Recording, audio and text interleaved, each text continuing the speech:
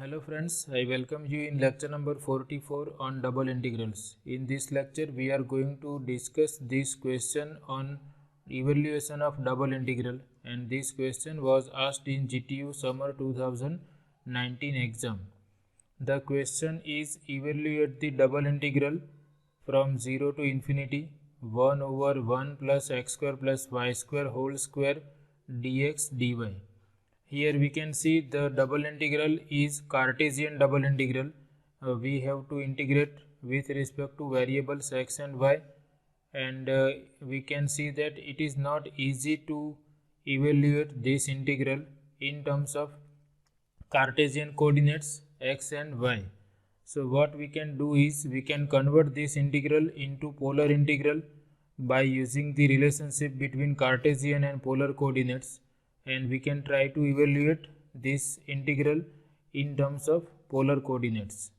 And whenever we have this type of term x square plus y square term in the integrand, then it is always convenient to use polar coordinates, and using polar coordinates it will be easy to find out integral of given function.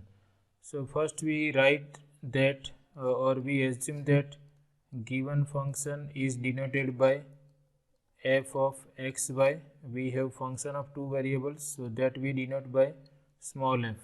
1 divided by 1 plus x square plus y square whole square, and integral has order of integration with respect to x first and then with respect to y.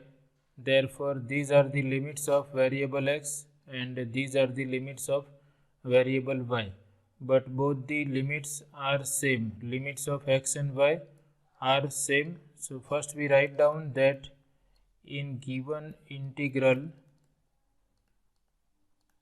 x is from 0 to infinity and y is also from 0 to infinity.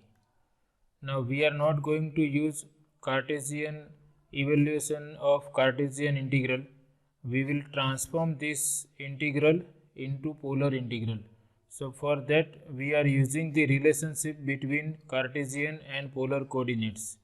We know that the relationship between Cartesian and polar coordinates is x equal to r cos theta and y is r sin theta, and therefore if we take x square plus y square, we have r square cos square theta plus r square sin square theta, and r square is common, and cos square theta plus sin square theta is 1. So we can substitute x square plus y square equal to r square, and here the limits are in terms of x and y, so we have to convert them in terms of r and theta also.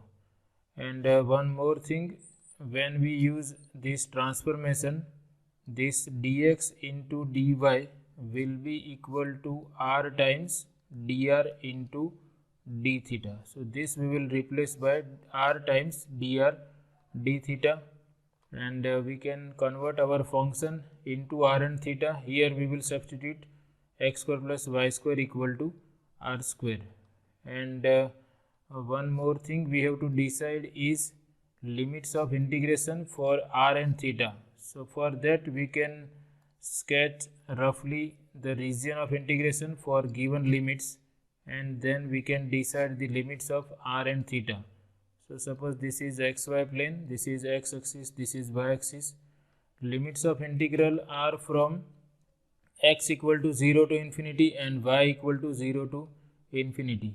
X axis means line y equal to 0, y axis means x equal to 0. So x equal to 0 to infinity means we have to consider this y axis and right half plane. So this region corresponds to limits of x. X has lower limit 0 and there is no upper bound. X is from 0 to infinity, and limits of y are also from 0 to infinity. So we start from y equal to 0 and we have to go up to infinity. That is, we have to consider the plane which is in the upper half, that is upper half plane.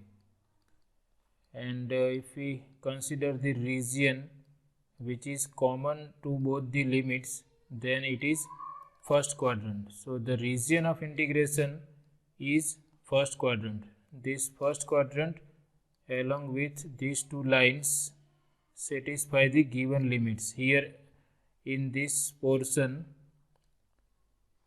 x is from 0 to infinity and y is from 0 to infinity. So region of integration is first quadrant. And to decide the limits of r and theta, first we draw a line starting from origin and passing through the region of integration. So we can see at this point x and y both are 0. Therefore r is also 0 because r square equal to x square plus y square. So if x and y both are 0, we can say that r is 0. So at this point value of r is 0. On this line theta becomes constant. If you consider the portion of the region which is on this line only, then on this line theta becomes constant and r is changing, and this line starts at this point which is origin, and at origin value of r is 0. Therefore lower limit for r will be 0. And because this region is infinite and x and y are tending to infinity, so when we take x and y both tending to infinity, this equation will give us r tending to infinity, or it is clear from this region or this figure also. So when x and y are from 0 to infinity, the region of integration is first quadrant and limits of r will be from 0 to infinity. Now what about limits of theta? So we can see here that the region starts from this line, and on this line value of theta is 0. So lower limit for theta will be 0 and region ends at this point. So upper limit for theta will be this angle which is pi by 2. So limits of theta are from 0 to pi by 2, and we know that because we are in first quadrant, lower limit for theta is 0, upper limit for theta is pi by 2. And now once we have limits of integration, we can transform our double integral into polar integral. Our given integral is in terms of Cartesian coordinates, and function is 1 divided by 1 plus x square plus y square to the power 2 dx dy. And using the transformation, we have first we integrate with respect to r from 0 to infinity. Limits of theta are from 0 to pi by 2, and we substitute x square plus y square equal to r square. So we have 1 plus r square to the power 2, and this dx dy is replaced by r times dr d theta. And here order of integration is first with respect to r and then with respect to theta. Now here we can see we can rewrite this as our integrand can be written as this 1 over 1 plus r square square can be rewritten as 1 plus r square to the power minus 2 and into r into dr, and first we will integrate with respect to r and then with respect to theta. Now here we can see if we differentiate 1 plus r square with respect to r, derivative is 2r.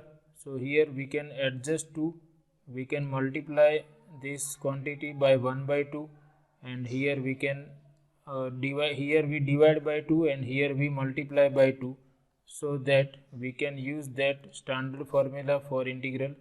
We know that if we have nth power of fx and if derivative of fx is in the product, then we have this ready-made formula for the integral of this quantity, which is fx raised to n plus 1 divided by n plus 1, and this is valid if n is different from minus 1. Here n is minus 2. Instead of function of x, we have function of r, which is 1 plus r square, and its derivative is in the product. So using this formula, this integral will be equal to 1 plus r square raised to minus 2 plus 1, which is minus 1 divided by minus 1. So let me write that. Here I write 1 by 2 limits of theta are from 0 to pi by 2, and 1 plus r square to the power minus 2 plus 1, which is minus 1 divided by minus 1, and limits of r are from 0 to infinity. And after substituting limits of r, we will integrate with respect to theta. So this we have written using this formula.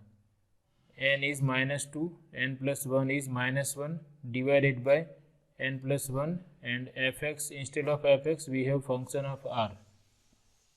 I can take this negative sign outside the integral so that I can rewrite as minus 1 by 2. Theta is from 0 to pi by 2.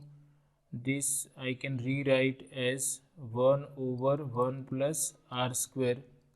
So I have rewritten again here in this form, and then I will substitute values of r.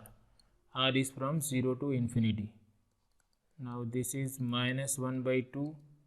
Theta is from 0 to pi by 2, and upper limit is r equal to infinity. So if we put r equal to infinity, we have 1 over 1 plus infinity square, that is infinity. 1 plus infinity is again infinity, and 1 by infinity is 0. So this function becomes 0 when r tending to infinity. And if we take r equal to 0, we have 1 over 1 plus 0, that is 1. So this is 0 minus 1 integral with respect to theta. So this is nothing but minus 1 that we can take outside the integral, and if we integrate with respect to theta, we have theta here. Limits of theta are from 0 to pi by 2. This I have taken outside the integral, and I am integrating 1 with respect to theta, and integral of 1 with respect to theta is theta, and limits of theta are from 0 to pi by 2. And this minus 1 by 2 into minus 1, that is 1 by 2. Upper limit for theta is pi by 2, lower limit is 0. So I have 1 by 2 into pi by 2, that is pi by 4. So you can see the power of converting Cartesian coordinates into polar coordinates. This given integral is in terms of Cartesian coordinates, and we are not able to evaluate this using Cartesian coordinates easily, but once we transform the integral into polar coordinates, we are able to easily integrate simply using this formula. And you can show roughly this region of integration. This is the region of integration. The region in the first quadrant is the region of integration, and from region of integration we obtain the limits of r and theta. To decide the limits of r, we always draw a line starting from origin and passing through the region of integration. On that line theta becomes constant, and we obtain limits of r. And to find out the limits of theta, we find out the line starting from this lower part of the region and line ending at the upper part of the region, and from that those two lines we will be able to decide limits of theta. I have discussed some questions related to this type of conversion of polar integrals in earlier lectures. If you are not familiar with them, you can watch those lectures, and this is very easy. Whenever you have any integral in terms of Cartesian coordinates, and if your function contains the term like x square plus y square, then from that you can have the idea that if we convert this into polar coordinates, our function will be easy to integrate, and then you can decide this transformation, or you can use this transformation. And always remember that replace dx dy by r times dr d theta. If you forget this r, then you will get wrong answer. So this is all about this session. I hope you like it. Thanks for watching.